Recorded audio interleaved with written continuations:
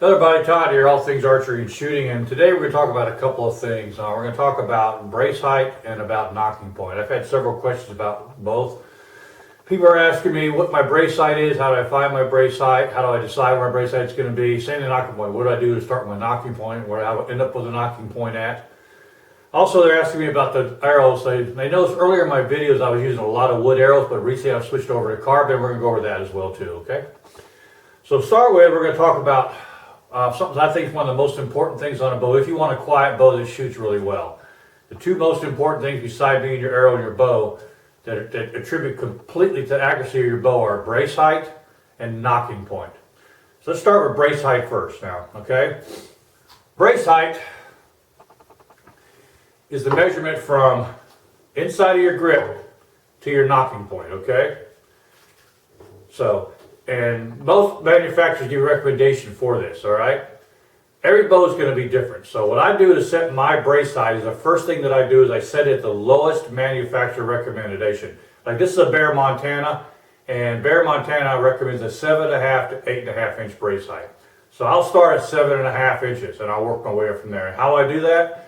I set the bow up by twisting the string a number of times so I get to a 7.5, which is measured from the grip, using your bow square, to here, which is 7.5 inches.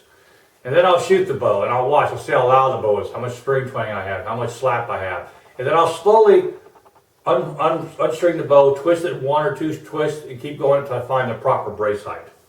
Let me get you a close-up view of this so you can see a better idea what I'm talking about.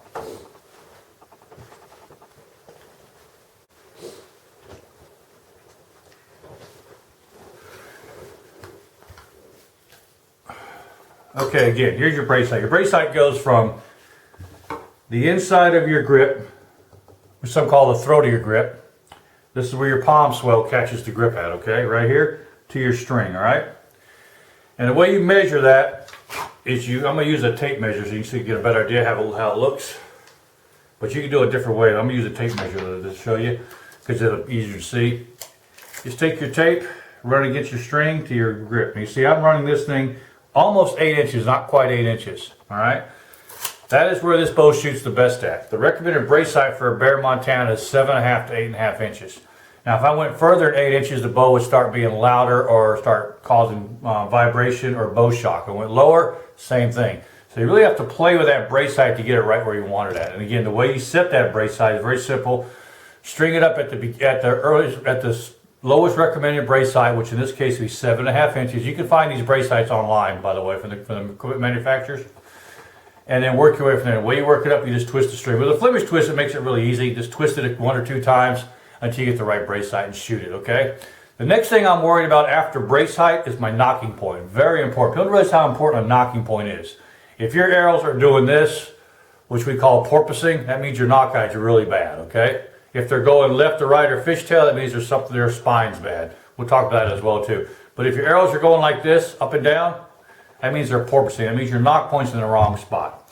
Now normally when I do my nocking points, you gotta have a bow square. You can do it without a bow square, but it's highly recommended you have a bow square. Which is you snap the bow square onto here, okay? Let it sit right on the rest, okay? Just let it barely sit there. Now, I always start at 90 degrees. When I say 90 degrees, let me show you. I start my bow, the very first thing I knock my bow the first time is I knock it at 90 degrees, which is a knock right here, okay? Right in the middle between these two spots here. See these two spots right here? Right in the middle. That is my 90 degree mark, okay? I put a knock there. Now I use these brass knocks because they're easy to adjust, and you can use tie-on knocks or however you want to do it. But I just prefer the brass knocks. Some people don't like the brass knocks because they just don't like them. I prefer the brass knocks over a tie-on. But anyway, so I put one knock right there. Then I'll go out and I'll shoot it. Now I shoot 3 under, okay? And what I do is I put a camera behind me on slow motion, usually my cell phone because there's a great slow motion. And I'll put it on a tripod behind me and I'll shoot it. And I'll shoot 3 or 4 arrows with it. Then I'll pull back, open my camera, look at it. And I'll watch which way my arrows are going. Because the arrows, this is your arrow. If your arrow is doing this here, up and down, let me get a picture of it. Okay, if you're shooting and the arrow's doing like this, there is something, the nock point's off, okay?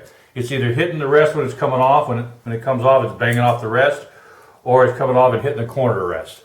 So you have to move this nock up or down accordingly, all right? I've never had to move a nock down below 1/8 of an inch, so some bows have, but I've never had to do it. I shoot 3 under, so usually I end up somewhere around 5/8 of an inch, okay, which is quite high, but because I shoot 3 under, most of your bows are not tilted for 3 under, so that's why most are tilted for split finger, which we'll talk about that as well too, all right? So I'll work that up until I get to the right nock point. And what I'll do is I'll move it up just a little bit each time, okay, and I'll keep going up higher and higher and higher and higher until I get to the point I'm at, all right? So I say, why don't you start where you normally get? Because sometimes I got some bows that shoot at 5/8, I got some bows that shoot at an 1/8. You really can't. Only starting point you can really go off of is dead 90, which is right in the middle. Now once I find the proper nock point, my arrows are flying true, okay, like this, okay. I'm not worried about a left or right now. I'm just worried about the arrows flying true like this, okay. I'll lock my nock down, and then I'll put another nock on top to double lock it. That way it doesn't move. Especially if you shoot 3 under. Again, remember, bow's not tilted for 3 under. You're putting a lot of pressure on that nock from 3 under because you're pulling the bow off tiller, and it will eventually start pushing that single nock up the string, and your accuracy will suffer. So always lock it in with an extra nock. Now, let's talk about your arrows as they're coming off the bow. Your arrows coming off the bow. Okay, now we're going to talk about arrows a little bit, okay? Remember, these are the 3 things that mostly contribute to the accuracy of your bow. That has nothing to do with the shooter. Completely to do with your equipment. Alright, the first thing we talked about was brace height. Very, very important. Second thing was your nock height. Another very important thing. And the third and final thing is the right arrow selection. What I mean by the right arrow selection is you need to select the correct arrow now. Let's talk about this a little bit. Earlier in my shooting career with traditional archery, I went over to shooting wood arrows. And I used to love to shoot wood arrows. I still like wood arrows. I still build wood arrows. I enjoy building wood arrows. They're relaxing. I enjoy cresting on the whole 9 yards, but I don't shoot with as much as I used to. And the main reason, I switched over to carbon now. And the reason I made the switch, because someone asked me this, why did I switch over from wood to carbon, was several things. Carbon are much more accurate. They hold up much better. They don't break. They don't bend.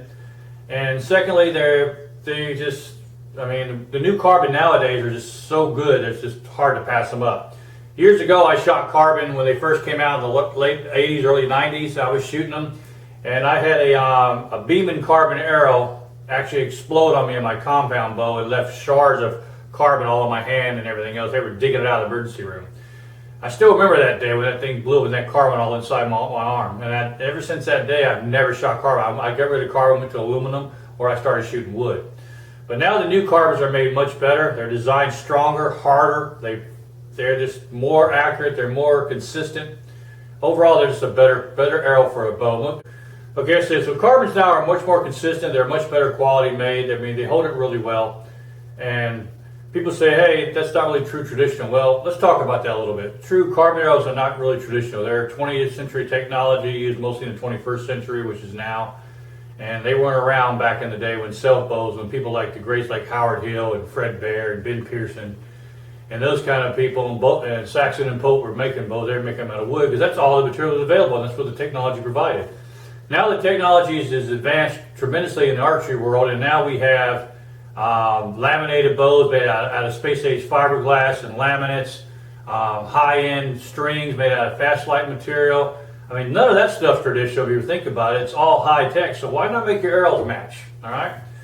So that's another reason we're going to carbon from wood. Also, wood, I noticed over time, because when an arrow comes off a bow, an arrow flexes like this.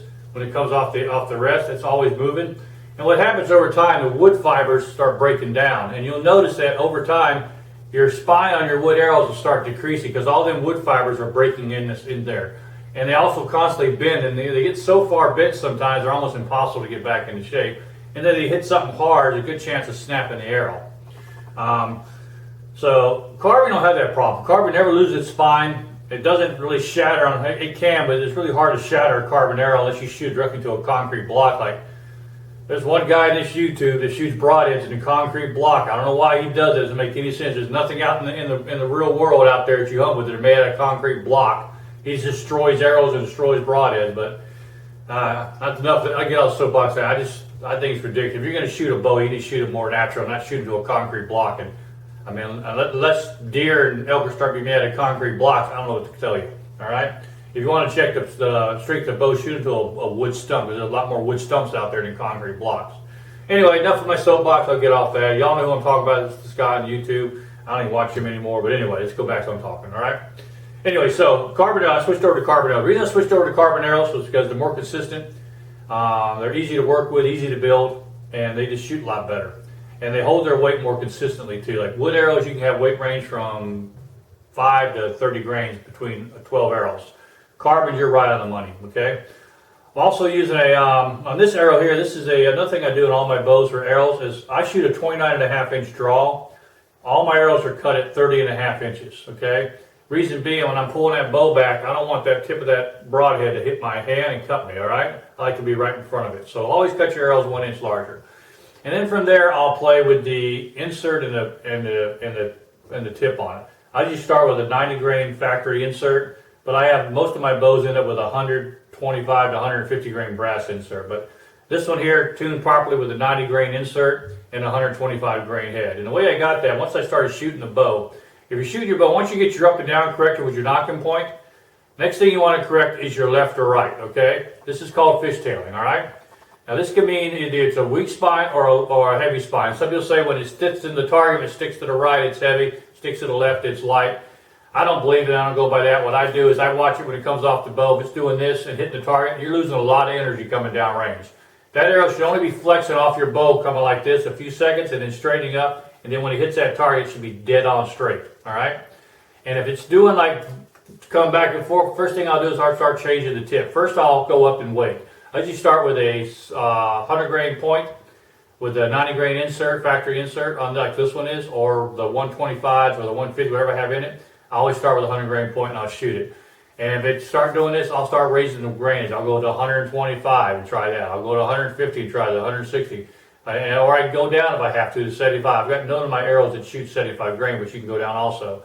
And once you start going up in point weight, that's going to change the spine of your arrow. And you're going to see dramatically how much faster it stops doing this on you. As long as you're up or down, your knock point's correct and your brace height's correct, once you get the proper spine on the arrow by changing the point on it, you will have a correctly flying arrow. Now, if you're still, after go up to 160, 170, you want to carry that much weight and you're still getting this, that means your arrow is way over spine. You need to drop your spine and arrow down. Like most of my bows shoot between a 400 and 500 spine shaft.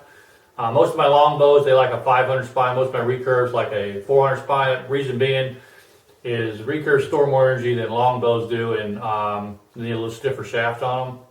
And I shoot between 50 and 55 pounds on my traditional bows. But if I still can't get that arrow flying straight after going up in point weight or going down, I don't like shooting nothing less than 100 grains. If I got to go down to 75, it's the wrong arrow shot. I'll switch shafts and start the whole procedure all over again. Setting knock point, because you got to go through the whole thing again. You got to reset your knock point, reset your brace height, whole 9 yards from scratch based on your arrow. But once you get your arrow tuned properly, you'll find much more accurately shooting. All right. Also, I use feathers on all my arrows, okay? I mean, traditional guys, you always use feathers. I like these, they flow that way, but mine are different. If you notice, I use a straight fletch on my arrows. I don't use a helical. I just don't like helical. I find them inconsistent consistently, the way they come off. I mean, I just don't know why. A straight fletch is much more consistent for me and shoots better for me. I also use a lighted knock so I can see where my arrows are going in the woods, all right? This one here, I've got wrapping around the front of the arrow here, which is wrapped with, this is a heat shrink tube that I put on the shaft, which is a great idea. Get you a little, you buy the heat shrink tube in your hardware stores, cut you about a 3/8, half-inch piece, maybe a little bit longer, slide it up your shaft and just heat it with a blow dryer, not a flame, because the flame makes your feathers up, but heat it with a blow dryer and shrink it around your feathers there. That'll keep your ends from popping loose, okay? So that's a little pro trick right there, right? Broadhead, this one's 125 grain broadhead. It's an old school broadhead. I like these broadheads. They shoot really well. They're very accurate and they hit really hard.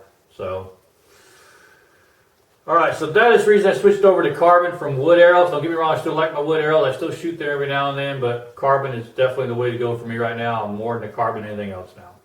All right. I want to thank you guys for watching. It's been a pleasure bringing this channel to you. I mean, I've got over almost 10,000 subscribers, so I want to thank you all for that. Channel is growing every day, and every day I get comments and IMs from people like you ask me, hey, different questions. And I do my best to read every single comment and every single question and try to answer them. And sometimes I'll take some of the questions and comments you send me and make a video of it, like the video on the proper brace height and proper knocking point and arrow.